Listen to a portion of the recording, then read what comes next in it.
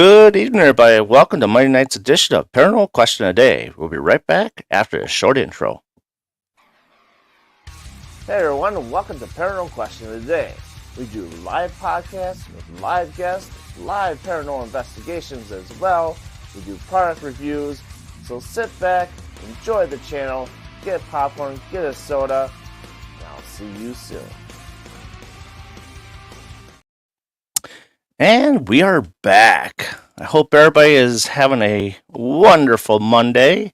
I'm glad it's almost over. I'm not a Monday person. So, and tonight we have a special guest, Bobby J. Gallo, with us tonight. How you doing, sir? I'm doing great, Darren. Thank you so much for having me on the show. This is awesome. I've actually been wanting to do your show for a very long time.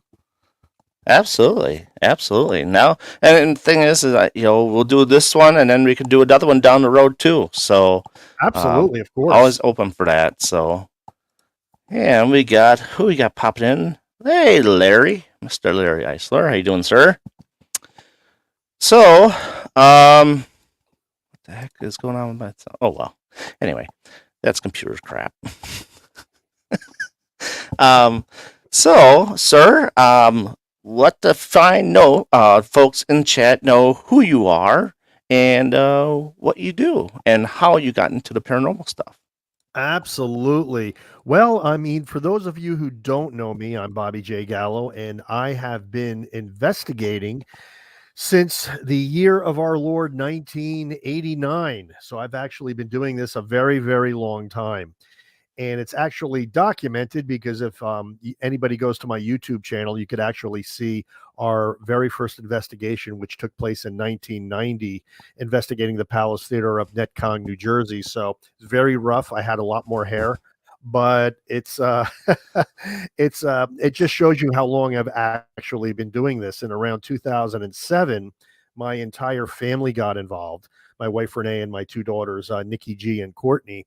And we started a group called Gallo Family Ghost Hunters, and we started a web series, and that was back in 2000. First paranormal web series on YouTube. At the time when we started, you could count them on one hand. Now, of course, there are thousands of paranormal web series on YouTube. But we gained a following back then. Actually, our following was more prevalent in the UK than it was in the United States at the time. And we plugged along. We went all over the country. We've investigated some of the most haunted places we could find, and most of them were little known haunts, not so much the famous ones, although we did do some of those as well. And some years went by, and I floated it out to our fan base at the time. If I wrote a book, would you read it? And the response was overwhelmingly yes. So I put out a book called Family Spirits, The Adventures and Evidence of Gallo Family Ghost Hunters. And it immediately shot up to number 3 on Amazon in the adventure travel category, stayed there for about 3 weeks. And, then, as time went on, we actually published a second book, Family Spirits 2, called Purpose in the Paranormal, because as the years went by, we saw what was happening with the paranormal field with all the sensationalism and people faking evidence to get popularity. And, what started out as, I think, a noble venture on the television shows turned into what we see today, where we catch fraudulent evidence happening on these shows on a regular basis, because I kind of have a trained eye for that because I've been a professional magician my entire life. So that brings us to where we are today. So that's my truncated story. Well, it's good though. I mean, it's nice to see that someone's been in it for a while. I mean, just as long as you've been, because a lot of people that I talk to are, it's like, oh, I started when the shows kind of got started going, but then I also had my first experience at the age of 7. When was your first experience? Well, as I write in my first book, I've always been a weird person, and I was a weird kid. I was always into, monsters and, vampires, things like that. But I would have to say that my very first paranormal experience was that I always used to have these dreams as a child of this cloaked man wearing a wide brimmed hat. Now, as the years went by, he notoriously matches the images of the Hat Man. Yep. And I had many, many experiences with him as a child. So I would say that's my earliest paranormal experience. But, later on, after I did some of my early investigations, because I always liked the Hans Holzer books. I liked In Search of, I liked all those old, um, 70s type of mystery shows. That's what got me into paranormal investigation. And ironically, when we went on our first investigation, it was pretty similar to what they were doing on the TV shows. Um, but then what happened was, believe it or not, it was a psychic medium who really blew me away. And my father had died in 1983, and a psychic medium was sitting for a reading with my sister-in-law, who was 5 states away at the time.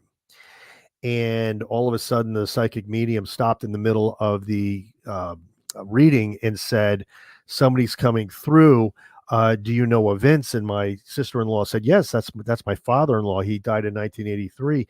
And she said, "He needs to get a message to Bobby. Do you know a Bobby?" She goes, "Yeah, Bobby's my brother-in-law." And she related a message through my sister-in-law that no one else could have known. And it was something that was plaguing me since my father had passed, and only I knew it. So when she called me that evening after the reading and she told me this, my jaw dropped. I was stunned. Couldn't literally couldn't breathe. I mean, it was that shocking to me. And even though I had always believed in the supernatural and I was doing investigations up to that point, when I got this message from the psychic medium that I wasn't even sitting for, it was so compelling and so convincing that I said, I have to redouble my efforts. I need to find answers. And that really put me on the path to where I am today. Very nice. Very nice. Um, so speaking of paranormal stuff and locations and stuff, what was your first location that you did investigate? My very first investigation was at the Palace Theater in Netcong, New Jersey. Now, the curious thing about this theater was that I actually have family ties to it. My two great uncles, my grandfather's two brothers, built it. And it had a Interesting. notorious reputation for being haunted by two spirits by the names of Malcolm and Jenny. So I put together a team, and this was back in 1990, and we called ourselves the Psy Guys because one of my friends said, "Well, we need a name," so we did it. So we put that team together, and we actually had some really cool paranormal experience. The cool thing about that investigation is that just last year, the magazine Weird New Jersey did a 5-page spread on that very first investigation. So if anybody wants to read it, it's the one with the big shark head on the cover. You'll see, you'll read about that investigation. Very nice. Int- Interesting that all these years later, and now it's just come out. So, pretty cool. Have you ever gotten like really frightened on an investigation, and how did you handle uh, the scare that you had? Did you run? Did you stay put? Did you run towards it? Yeah, I mean, I've had those types of experiences several times.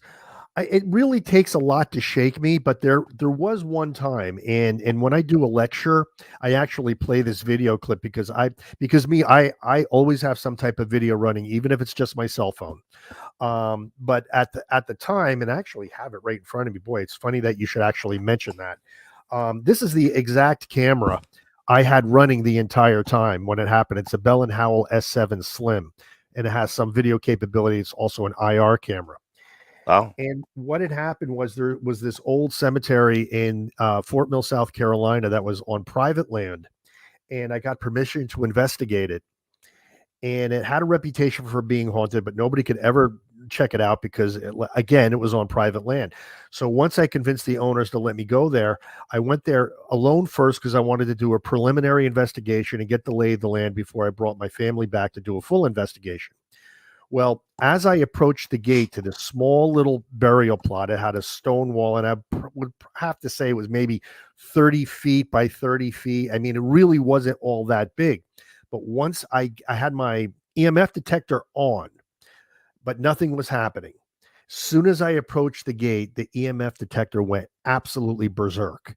It was literally jumping out of my hands. And a feeling came over me where I couldn't enter the gate. The hair on the back of my neck was standing up, and you could see it in the video. I was afraid. I really was, because something was absolutely there. Hmm. So I composed myself.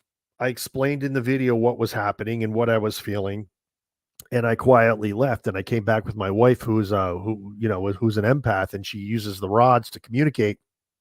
We did communicate with the spirit.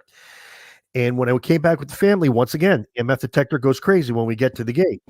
She asks the entity, "We have permission from your ancestors to be here. Can we come in? We will be respectful. We would like to communicate with you." Spirit says yes.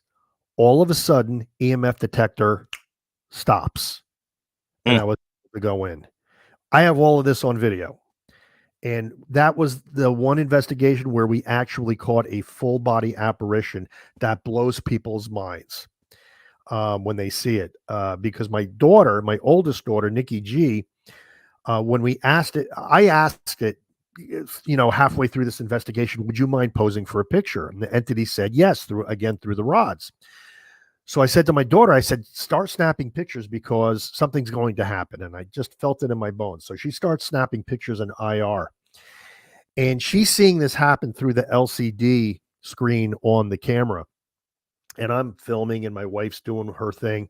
And all of a sudden I hear my daughter go, "Dad, you got to see this." And I'm like, "No, no, don't, honey. We'll do evidence review later." Me, I'm trying to be Mr. Big paranormal investigator. And I'm trying to say, "Oh, no, no, no." She's like, "Dad, you need to see this right now." And what ended up happening as she was snapping the pictures is it started out as an orb, and Hmm. it went into an ectoplasm cloud right in front of my wife.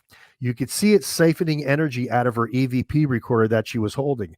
And all of a sudden, in the last shot, it's a full body apparition standing right next to me, wearing a cloak, head, everything.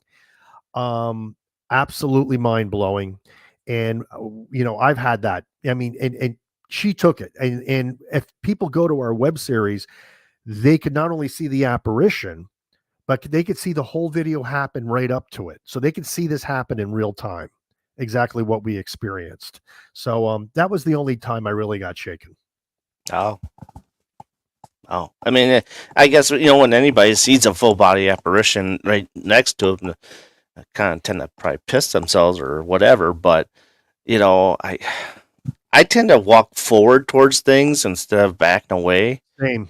It's because I want to know what happens. Is it going to Why are race me or rush me, or is well? it going to go right through me? Let's call a spade here. Why are we doing this if we're going to run away? Exactly. You don't want to be doing this. You got to run towards it. We're here to find answers. I want answers. I want to know what's out there. I want to know what these things are, because people say, well, it might not be a ghost, it might be an interdimensional being, it could be an alien, this could be string theory and we're piercing dimensions. Call it whatever you want. There's something Hmm. out there and I want to know what it is. I'm going to call it a ghost. You can call it whatever you want to call it. Right. But I'm not going to run away. And there was another time where I just got some really freaky things coming through on an Ovilus type of device, and it kind of shook me. I don't normally get afraid, but there are those moments. My kids are braver than I am. I mean, they're fearless. So Yeah.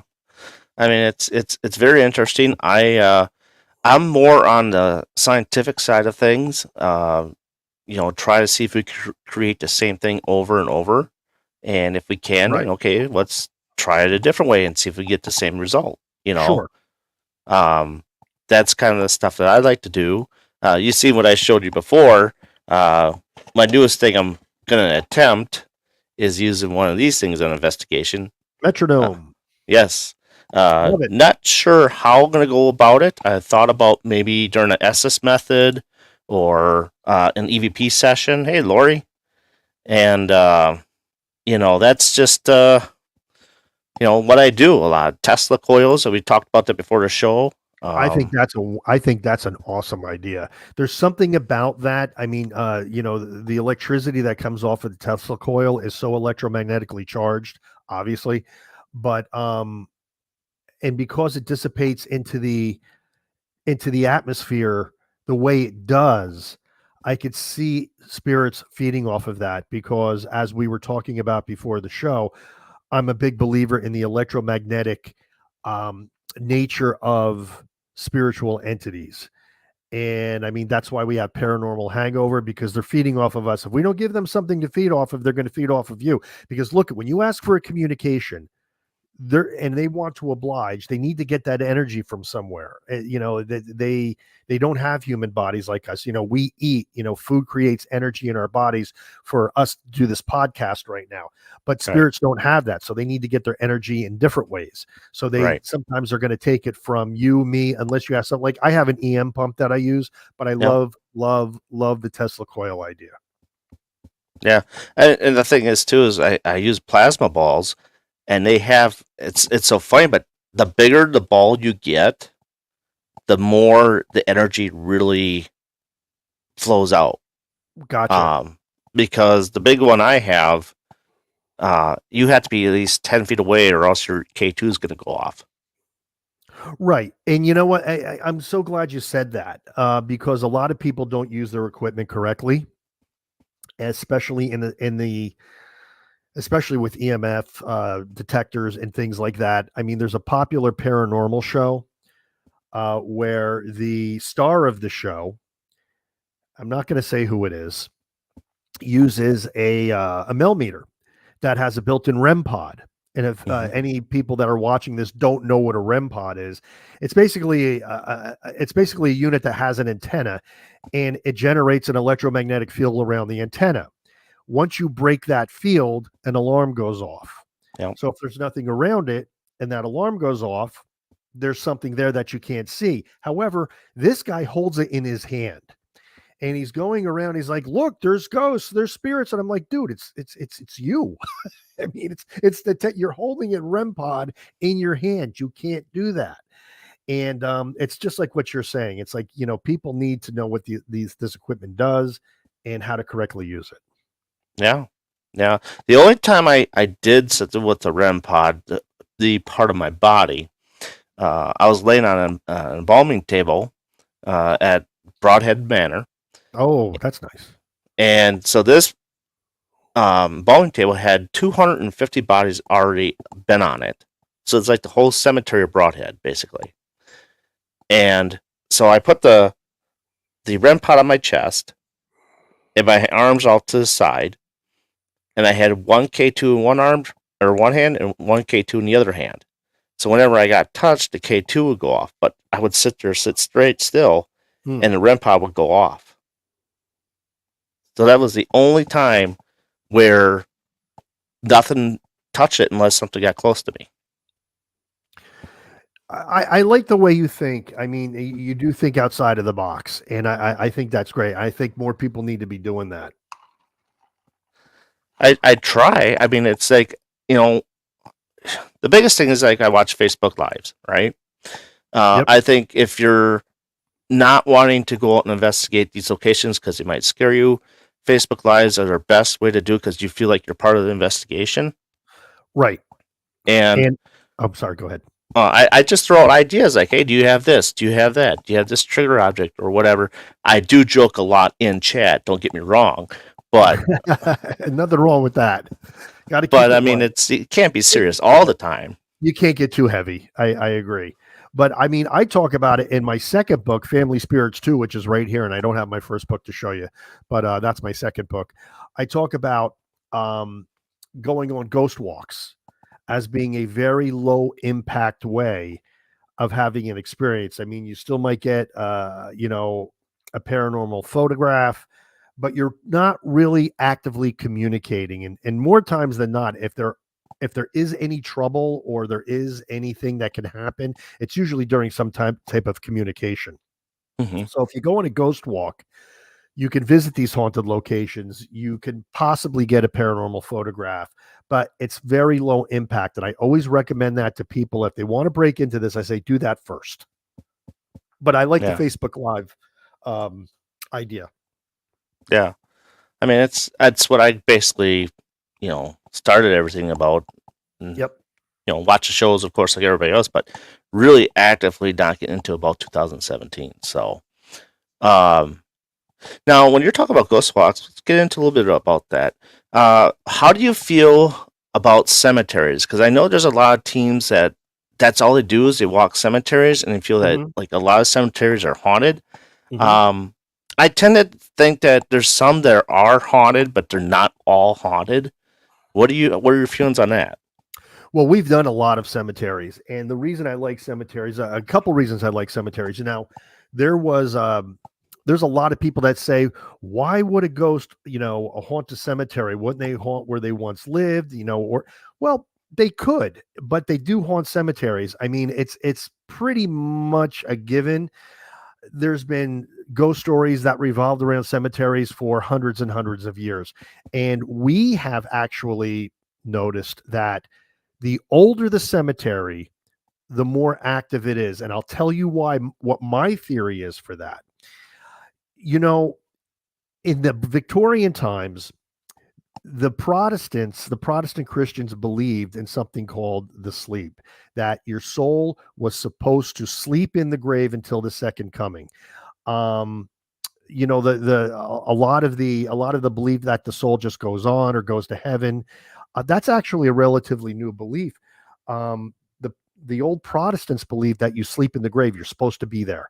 So if that's the case, you might go into a cemetery with thousands of sleeping spirits, and we actually think that's pretty accurate.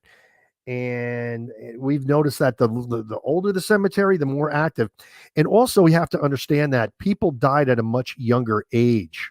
If you go through a colonial cemetery and you look at the dates of the tombstones, the death dates, you were lucky to live past your 50s. Hmm. Back then, that was considered really, really old.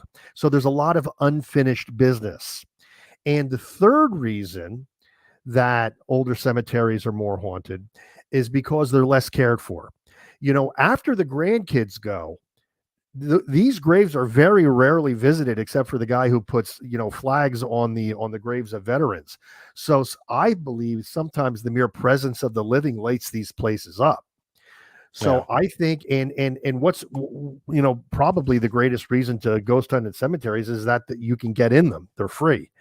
um, it's getting harder and harder to find a good indoor investigation without spending a fortune. So, I mean, these places are You crazy. come to my place.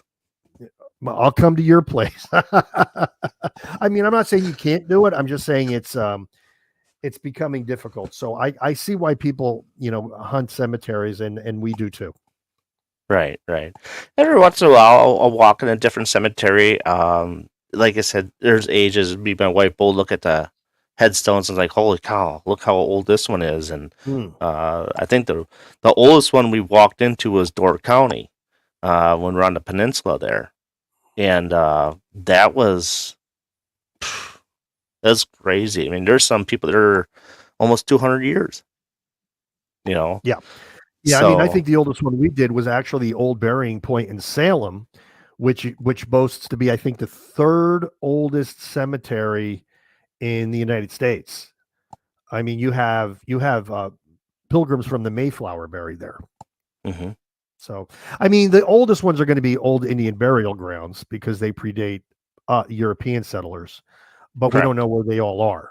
So, that Yeah. they're kind of, and even if you do find them, I don't recommend investigating them because they can be nasty Yep. because they don't want us there. Exactly. So I don't recommend those at all. If there ever was a risk of getting a spiritual attachment, I think it's one of those places. So I tell people, if you think it's an old Native American burial ground, steer clear. Yeah.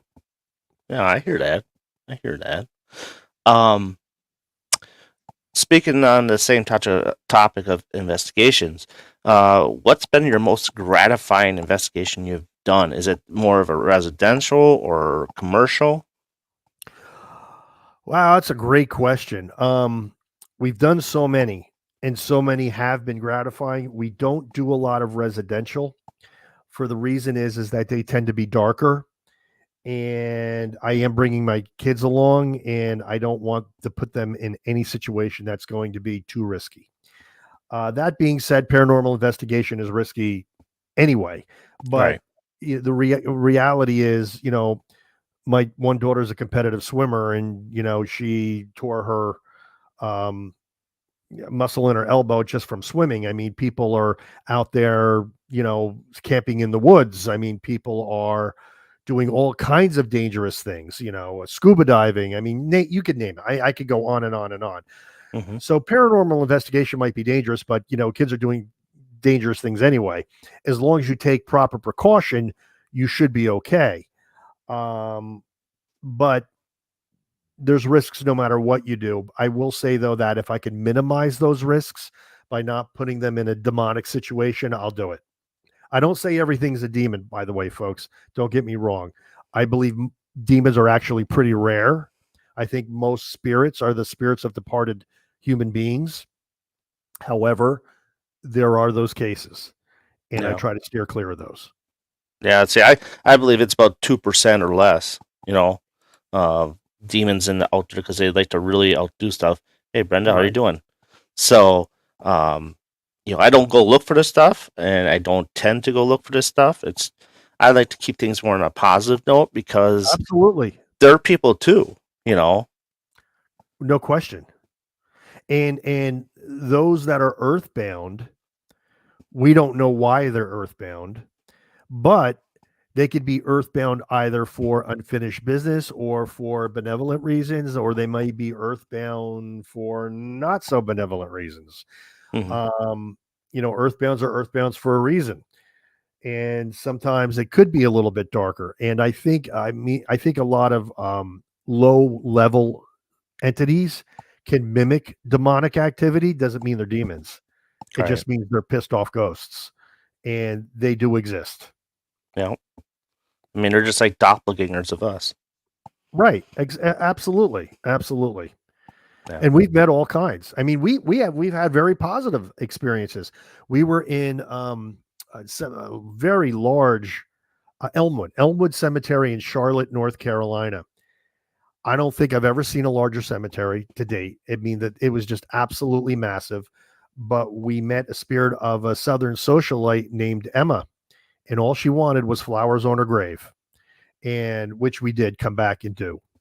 And a lot of people look at that as their favorite episode of ours. And all it was is really Renee communicating with the rods, but you can see the emotion coming Hmm. through Renee as she's doing it.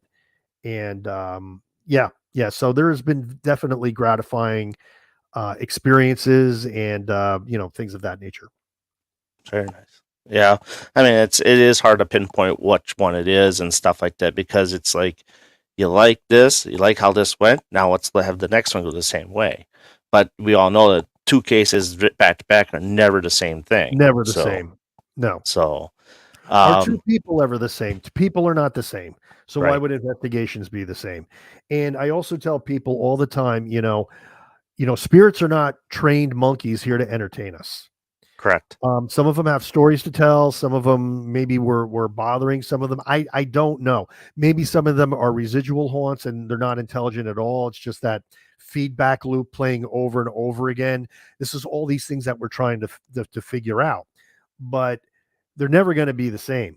Right. You're dealing with different people, different entities. It's always going to be different. Yeah. And our energy changes. So when our energy changes, so does the location. 100%. So, so let's get into a toughy one here. Hoaxes. Uh, Now I bring this one up a lot because this is the mother of all hoaxes, they say. Hmm. Amityville. What are your feelings and thoughts on that? I believe it actually happened. I don't think it's a hoax. There's so many things that have gone on that people don't really talk about. Um, Well, but what's your opinion? I believe Amityville absolutely happened. Oh, no question in my mind. Same thing with the Enfield house. But that being said, I think that people in today's day and age and the climate that the paranormal field finds itself in, people want to be para celebs so badly that they are falsifying evidence and they're trying to get more and more sensational so that they can be the next Zach Bagans. In fact, that is the subject of my second book, Purpose in the Paranormal. And I actually have an interview with some paracelebs in here, and we talk about this very subject, where people are using sensationalism. I mean, look, just go on YouTube. A demon scratched me. No, that was the bush that you squeezed through trying to get to that gravestone in the corner of the cemetery. You know, I mean, but no matter they're doing whatever they have to do to become famous. Yeah. And actually, Brenda, this particular book, I just saw this in the chat. I'm keeping an eye on it. This is a Barnes and Noble exclusive, so you can get it at barnesandnoble.com. That's where you would get this particular book. That my first book is on both Amazon and Barnes and Noble. Second book, which that one is just on Barnes and Noble because they kind of gave us like a really good deal. They foot the bill for publishing it if it was exclusive. So I'm like, okay, that makes sense for me. So you're welcome. So now I don't have to mention it at the end of the show. Oh yeah, we'll leave time for that. Definitely. Yeah, see, and a lot of things that I find about Amityville is I had to do like a report on this thing. And when I first got into podcasting with my friend Roland Gerodius, the Freaky Squeaky Top 5 Live on Fridays, it was called, from Raven Rose Paranormal. And Cynthia, if you're watching, hello, that's his wife. And so I was like, do the best you can of whatever you could come up with. Okay. So I found all sorts of stuff. And what people don't realize is that there's Native Americans buried on that land because there was a fight there. Mm-hmm. They're buried upside down, and some of them probably fell into the lake there. And John Ketchum is what they said. He was forced out of Salem, and was supposedly he's buried on the land as well. But what many people don't know is that there was a house there before the Amityville house was there. It was actually picked up and moved 2 blocks away. Wow. I did not know this. Wow. Yeah. I learned something tonight. Well, that's fascinating. Yeah. I did learn actually. Okay. You're sparking some, wow. I don't know where it is back in my brain, but yeah, I did hear that the Amityville may have had something to do with Native American graves. So I did know that, but I didn't know the particulars of it until you mentioned it. So that's pretty cool. Yeah. And then the owner of the Amityville that built it in 1927 was the first one to die in the house in 1961. So, Amityville's interesting because it may not have been a demon, because what is a demon? It's very funny too, because I talk to a lot of people in the paranormal and they think that demons are, nasty human ghosts. I'm like, no. Demons are not human. Ghosts are human, and a low vibration entity is not a demon. A demon is a fallen angel. That's what a demon is. A demon is a dark spirit. So even Amityville may not have been demonic. It could have been Native American spirits doing their thing. Because I'll tell you, I've so many people have run into trouble trying to investigate Native American burial grounds. I know I already mentioned this. I'm just going to mention it again because I'm just trying to educate people out there what's safe and what's not safe. So,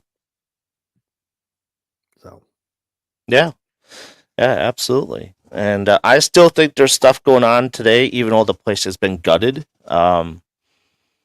Just look at the history. 13 families have lived there. Yeah. Why are they moving out? Yeah.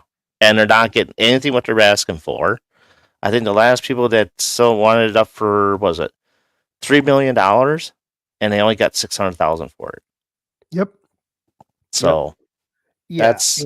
And who knows why they're not saying anything? They just probably don't want the publicity. Most people are not publicity hounds, so. Oh yeah, you get arrested just for taking pictures on the sidewalk across the street. Yep.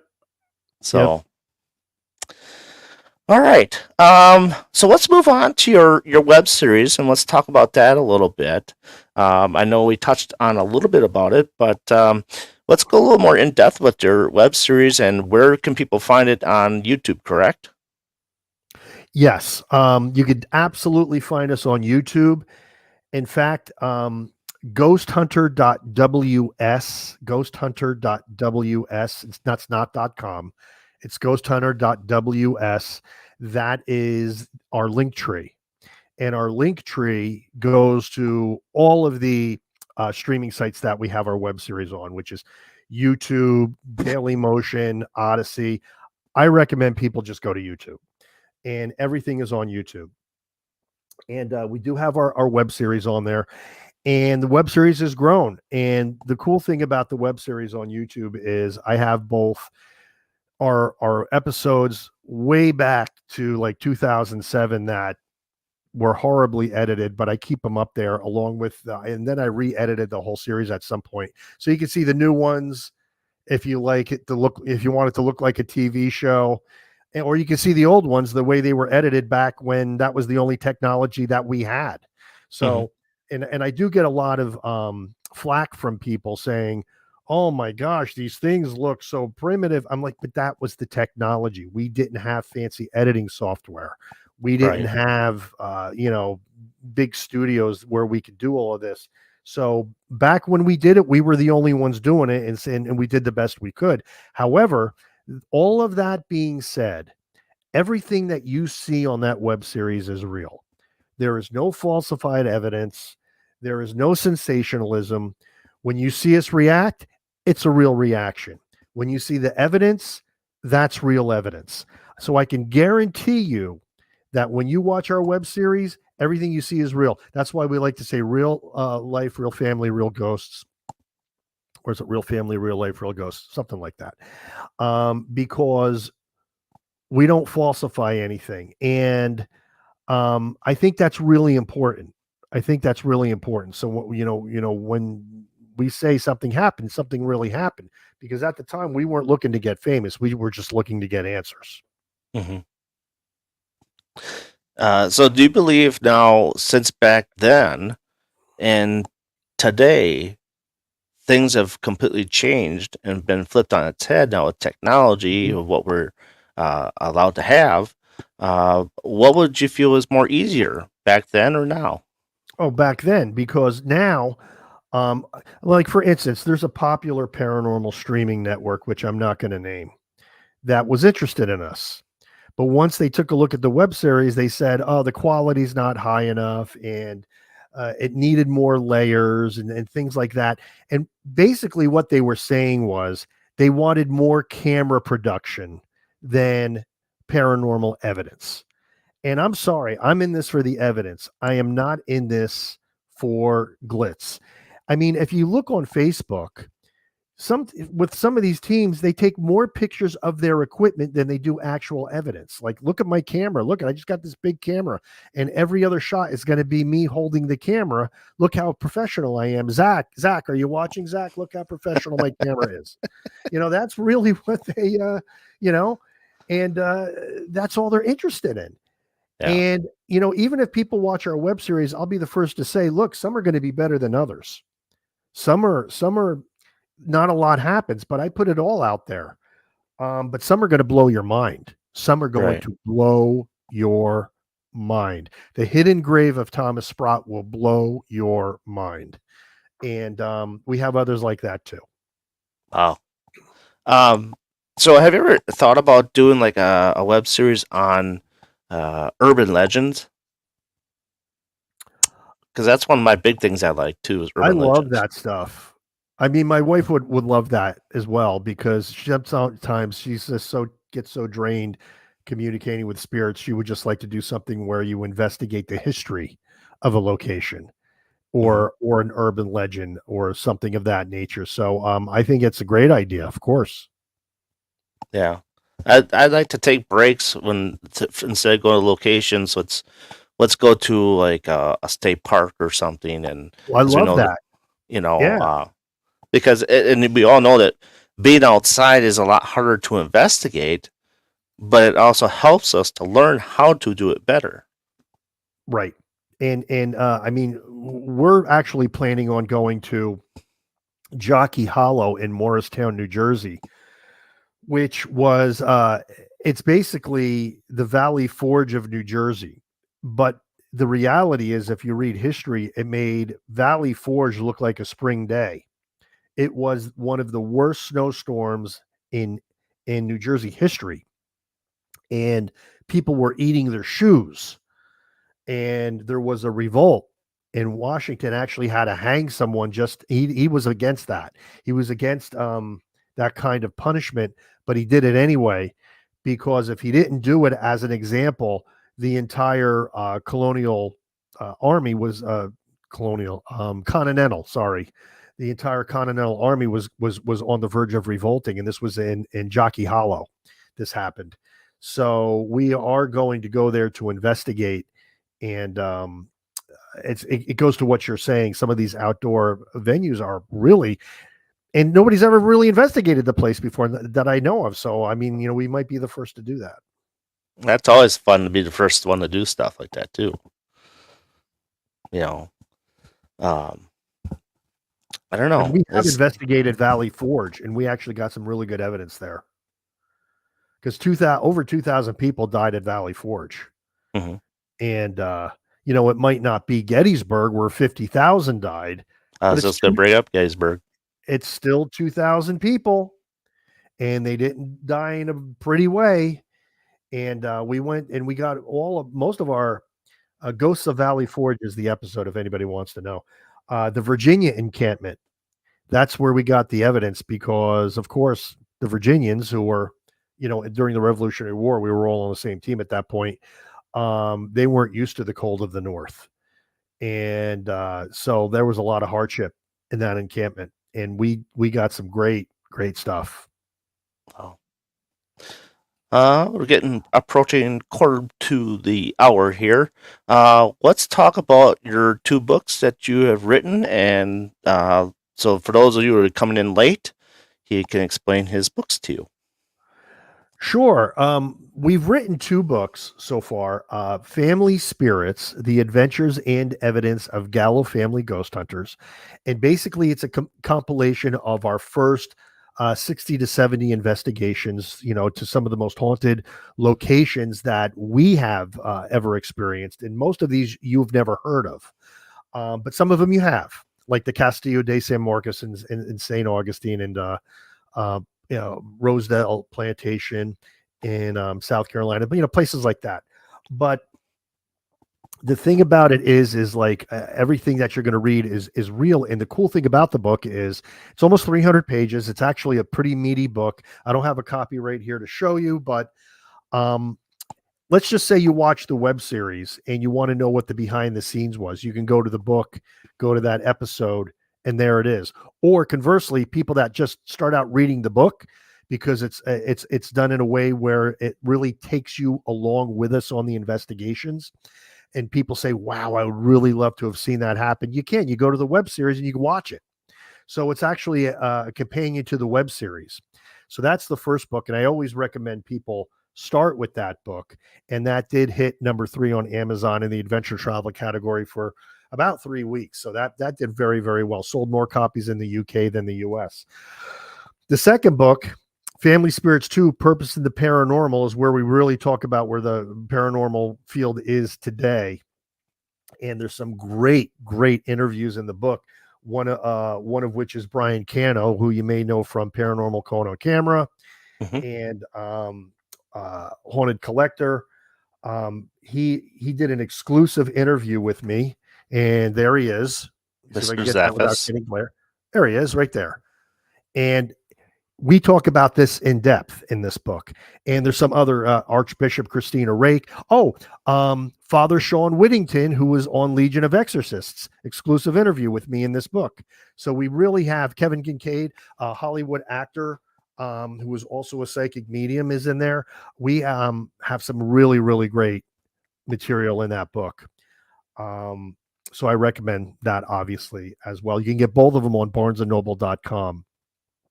But what's cool is this coming Saturday, and this ties in, so I might as well mention it now. Yep. I'm going to be appearing at the White Hill Mansion Paracon in Fieldsboro, New Jersey.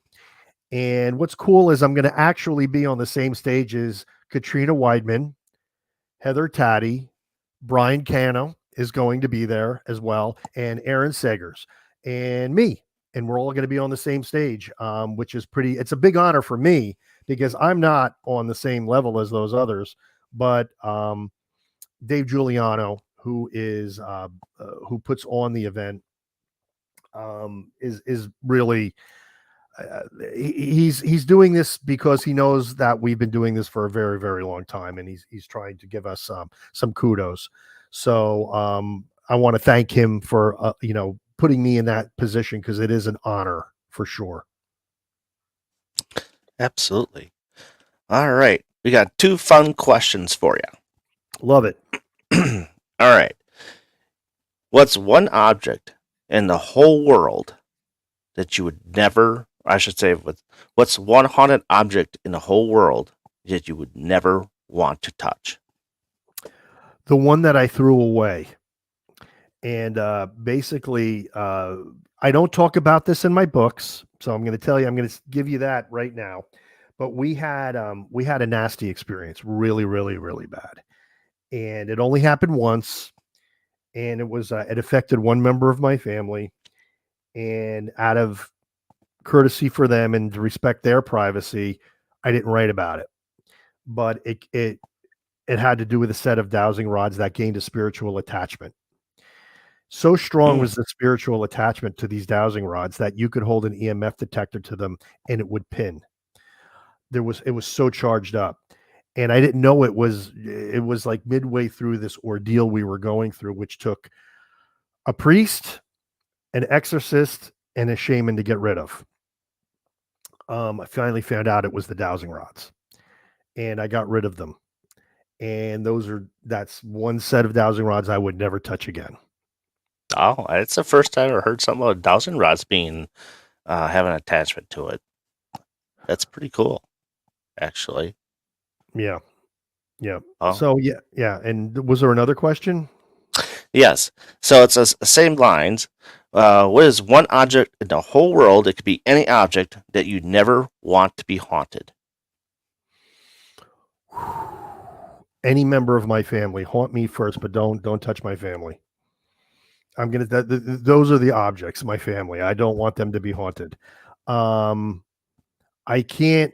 I mean, I guess my house would be a close second, even though my house was haunted at one point. When I moved into the house, I moved in ahead of my family because my family was my kids were finishing up school in another state, so I moved here ahead of them. And the first couple of weeks, I had shadow figures going down the hall and a ghost cat of all things. I was watching this cat in my hallway, and there were no cats in the house. And it was cool, but it was a little unnerving at the same time. But in the middle of the night, these spirits would make rackets, and I believe it was just that this house I live in kind of like a castle looking house. It was built in 1928, and it has ties to the mob, and has a really sordid history, if you will. So I think it was just previous owners checking me out. Interesting. Number one answer is toilet. Toilet. I wasn't gonna. I never would have guessed that. Some people have said their car. Well, okay, I can see that. You don't want anything haunting your car. The weirdest one.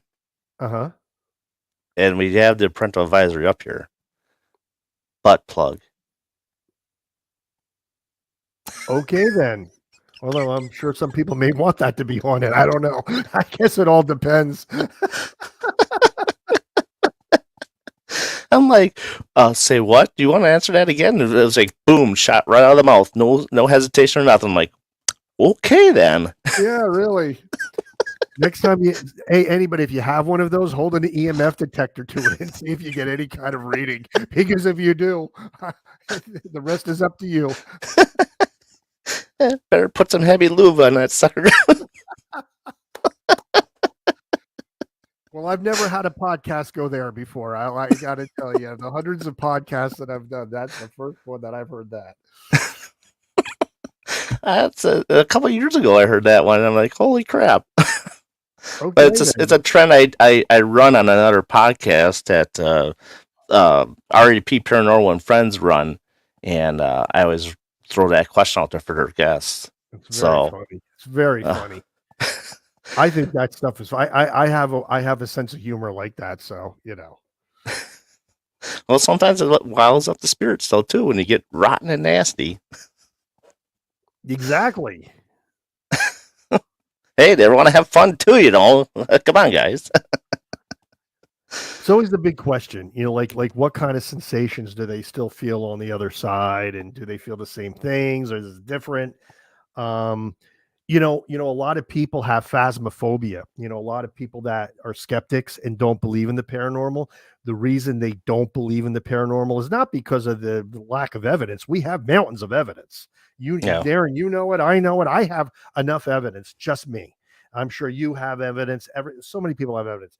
The reason they don't believe in the hereafter, in spirits and ghosts, is because they're afraid to believe in them, because they yep, don't want to be one. right. I've actually had one actually came clean to me. He was a very scientific minded guy, and he goes, I'm going to level with you. The thought of being a disembodied spirit to me is terrifying. He goes, I don't want that. I would prefer oblivion, to be dead and that's it, to being a ghost. Hmm. And I said, well, that answers a lot. And thank you for being honest. Right, Um, but so you could talk to him till you're blue in the face. You could show him evidence all day long. He's not going to believe it because he doesn't want to believe it. And I right. think that holds true for a lot of people. Absolutely, absolutely. So we are 8 minutes to the hour. What you got coming up, and how can people get a hold of you? Yes. Well, right now, I just did an event yesterday, so that's over. I don't even have to talk about that. But the White Hill Mansion Paracon this coming Saturday in Fieldsboro, New Jersey. If you don't come to see me, then go to see Katrina, Heather Taddy, Katrina Weidman, Brian Cano, Aaron Sagers. There's also going to be other people other than them and myself. It's $10 to get in, which is a bargain. A Yeah. bargain. And there's going to be lectures. My lecture is going to be Kids in the Paranormal. Surprise, surprise. So that's what's coming up. And I recommend everybody go to my link tree at ghosthunter.ws. So if you go there, you can find our web series and you can find links to go and buy the books. I will tell you something right now. We don't make any money on YouTube. The only way we subsidize our investigations are through book sales.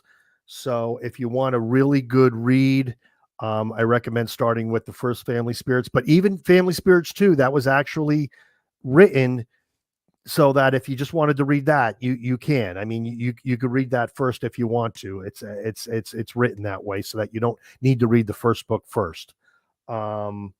And Actually, I just wrote a third book, but it's not on the paranormal, but I guess I'll mention it anyway. I am a Go ahead. professional magician, so I wrote the Magic Archives, which basically this book is 400 pages and it's about 24 years worth of work that I finally compiled and put out.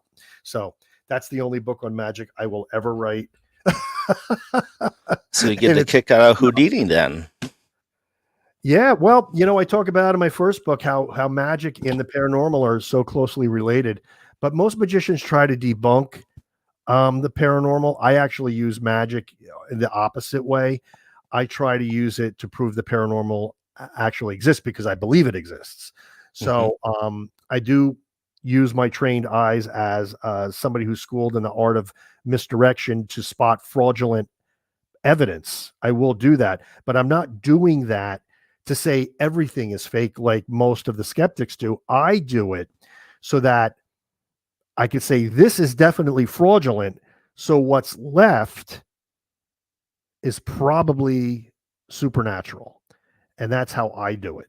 So it's just a different way of looking at it. Oh, I agree. I agree. One last quick question. Absolutely. Bigfoot. Bigfoot. Do you believe in Bigfoot, or do you think it's another form of an alien? Because I think it's another form of an alien. Cryptozoology is fascinating to me, and I'm pretty much a spectator when it comes to it, even though there are certain things that really pique my interest, like the Jersey Devil, which I do, which I think may be a hammerhead bat that escaped from a circus. I don't know for sure, but if you ever look at a hammerhead bat and you look at the old pictures of the Jersey Devil, they look remarkably similar. However, that being said, and they were huge, they were enormous. The Sasquatch, Bigfoot, is it an alien? I don't believe it is. I mean, I'm not saying it's not because I'm not really schooled in that in cryptozoology that much, but I will say this. Let's look at it this way. Let's just say Sasquatch is a primate because it has all the earmarks and all the descriptions of a primate. That's why they call it a skunk ape down in Florida, but different. The Yeti over in Asia. It's got primate like qualities. Who's to say that it's nothing like a silverback gorilla, which has very limited intelligence? Maybe they have intelligence equal to us if it is a primate. And maybe they are just smart enough to know how to evade us all these years and use cave systems underneath these mountain ranges as ways to protect themselves. So I don't know if it's an alien, but if it is a primate, I personally believe it's a super intelligent primate, probably on the same level as us. Fair. I'll take that. But I don't know. This is all conjecture. Okay. Oh, I know yeah. a lot more about ghosts than I do about cryptozoology. Yeah. I mean, every time I've heard about Bigfoot sightings is that there are also alien forms in the sky along with it. Well, hey, the government's coming clean now. Aliens are a thing. All of these, I grew up thinking that, are they real? Are they not real? Well, the government's pretty much saying that they are at this point. So that grays exist. And so why not? Right? Maybe it is a form of an alien. Maybe they're not all just short with big eyes, although I do think they exist. Maybe Sasquatch is just another form of an alien. And that's why we haven't really gotten any hard evidence like decomposing corpses or scat or anything like that. There are scat man out there, though. Okay. I mean, it's fascinating. Not that will be me. So at the end of the podcast, I like to have the guest just give a special message to the audience and have them something, think about what your message is. And like, hey, I just learned something really cool and a really awesome message on this podcast. Well, first of all, I'm looking at the chat right now, and you have so many great people in the chat, and I wish I could respond to everybody and all their questions, but obviously we are on very limited time frame here. But I want to thank everybody for being here and listening to my ramblings. I have to say, Darren is an awesome host. I've actually been wanting to do this show for a very long time because I was on BB3 for 2 years, and so I'm really happy to be on here today, and I would love to come back at some time in the future. As far as anybody in the audience, if you're going to investigate, just be safe out there. Make sure you take proper precautions. Don't investigate alone. Always use some form of spiritual protection. Don't take unnecessary risks, and be respectful. That's my message. Absolutely. Thank you, everybody, for joining us tonight, and we'll be back in a couple weeks. In a couple weeks. From here on out, it's every other Monday for me.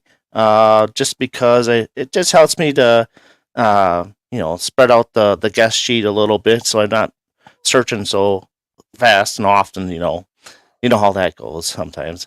So anyhow, we'll be back with the psychic medium. Rick Wade will be our next guest. So for that, stay tuned for that in 2 weeks. Other than that, he's Bobby, and I'm Darren. Thank you for joining us. You can catch us on the Paranormal Brew and BB3 TV networks. Also, if you do not have Facebook, you can go on the YouTube channel at Phantasm Paranormal WIS. Thank you all, and have a wonderful night. So long, everybody.